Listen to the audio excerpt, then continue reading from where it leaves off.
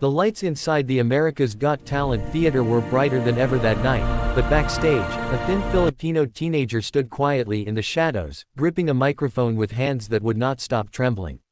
His name was Miguel Santos, just 16 years old, born and raised in a small coastal town in the Philippines where the ocean breeze carried both hope and hardship. To the world, this was just another audition episode, another hopeful contestant chasing a dream. But for Miguel, this stage represented every hungry night, every tear his mother hid, and every whispered prayer he had sent into the darkness, hoping someone, somewhere, would finally hear him. Miguel grew up in a one-room wooden house patched together with scrap metal and old tarpaulins. When storms came, rain leaked through the roof and pooled on the dirt floor. His father had been a fisherman, strong and proud, until a sudden illness took him away when Miguel was just 8 years old. From that day on, everything changed. His mother worked long hours washing clothes for other families, her hands cracked and swollen, her smile tired but never broken. Miguel became her quiet helper, waking before dawn to sell bread on the streets before school, and singing softly to himself as he walked, not knowing that those simple songs were shaping his destiny. Music was never a luxury in Miguel's life. There were no vocal coaches, no instruments, no fancy microphones. His first audience was the sea, his voice carried away by the waves as he sang to keep himself company while waiting for customers. Sometimes neighbors would pause and listen, surprised that such a powerful voice could come from such a small, shy boy. They told him he had a gift, but Miguel never thought of it that way. To him, singing was survival. It was how he escaped hunger, fear, and the constant worry about whether his mother would come home exhausted or broken that night. When a traveling talent scout visited his town for a local singing competition, Miguel almost did not go. He had no proper clothes, no money for transportation, and no confidence that someone like him belonged on a stage. It was his mother who insisted, handing him her last saved coins and telling him that if he had even a small chance to change his life, he had to take it. Miguel won that competition, then another, and slowly, a path opened that led him farther from home than he had ever imagined. The day he received the email inviting him to audition for America's Got Talent, Miguel cried alone in the dark so his mother would not worry. He was excited, terrified, and overwhelmed all at once. Traveling to the United States felt unreal, like stepping into a dream he was not sure he deserved. On the plane, he pressed his forehead against the window, watching the clouds drift by, wondering if his father could somehow see him now. Backstage at AGT, surrounded by confident performers with flashy costumes and big personalities, Miguel felt invisible. He wore simple clothes, his shoes slightly worn, his accent thick when he spoke. Some contestants barely noticed him. Others smiled politely, unsure what to expect. When a producer asked how he felt, Miguel answered honestly. He said he was scared, but ready.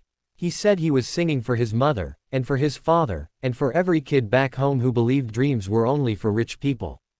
Then his name was called. Miguel walked onto the massive stage, the applause crashing over him like a wave. The judges sat before him, larger than life. Simon Cowell leaned back in his chair, arms crossed, his expression calm but unreadable. Howie Mandel smiled encouragingly. Heidi Klum tilted her head, curious. Sofia Vergara beamed warmly. Miguel introduced himself, his voice shaking slightly. When Simon asked where he was from, Miguel answered proudly, saying the Philippines. Simon nodded, then asked the question that always carried weight.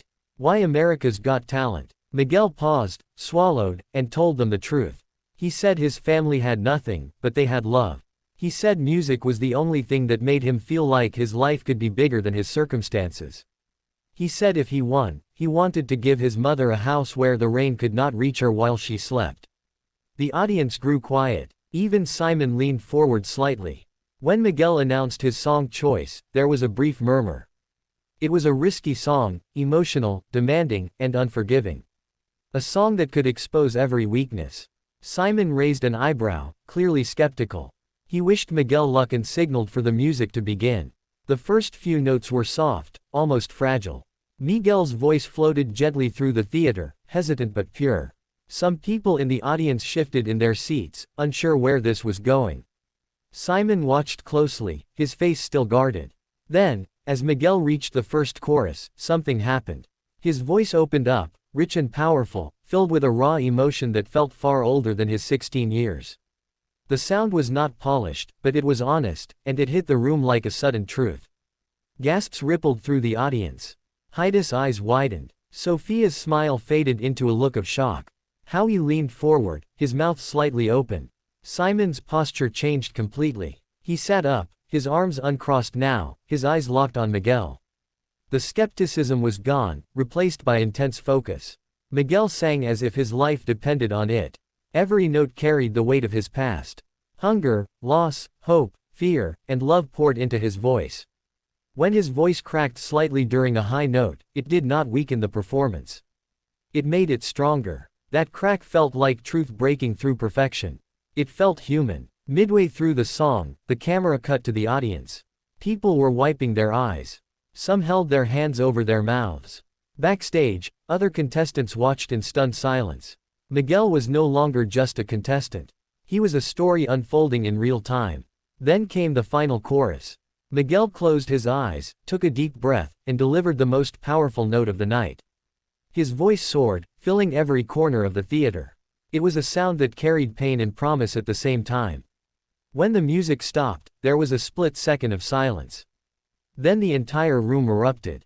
The audience jumped to their feet, cheering and applauding. Heidi and Sophia were already standing, clapping wildly. Howie wiped his eyes openly. Simon remained seated for a moment longer, staring at Miguel, clearly moved. Then he stood up too. Miguel stood frozen on stage, tears streaming down his face, overwhelmed by the response. He had never experienced anything like this. The applause felt endless. When the judges finally spoke, emotions were high. Sophia told Miguel that his voice went straight to her heart, that she could feel every word he sang. Heidi said she believed she had just witnessed the start of something very special, that Miguel was born to do this.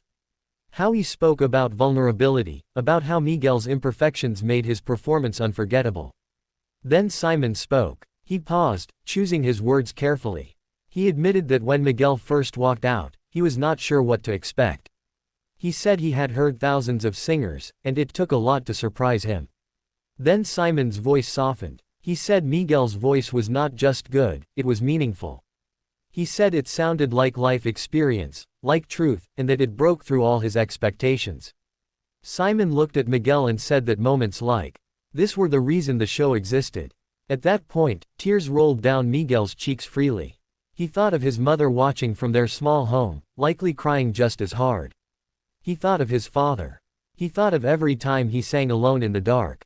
The votes were unanimous. 4 yeses. Miguel was going through. As he walked off the stage, a producer hugged him. Backstage, other contestants congratulated him, some with admiration, others with disbelief. Miguel called his mother immediately. She could barely speak through her tears. She told him she was proud, that his father would be proud too. But the story did not end there. In the following weeks, Miguel became one of the most talked about contestants of the season. His audition went viral, shared millions of times across social media. People from all over the world connected with his story. Celebrities reacted. Vocal coaches analyzed his technique. Fans waited eagerly for his next performance. With each round, the pressure grew. Miguel struggled with self-doubt. He worried that his first audition had been his peak. He missed home. He missed his mother. There were nights he cried alone in his hotel room, afraid of letting everyone down. But every time he stepped on stage, he remembered why he started. In the semi-finals, Miguel chose another risky song, one that told a story of loss and resilience.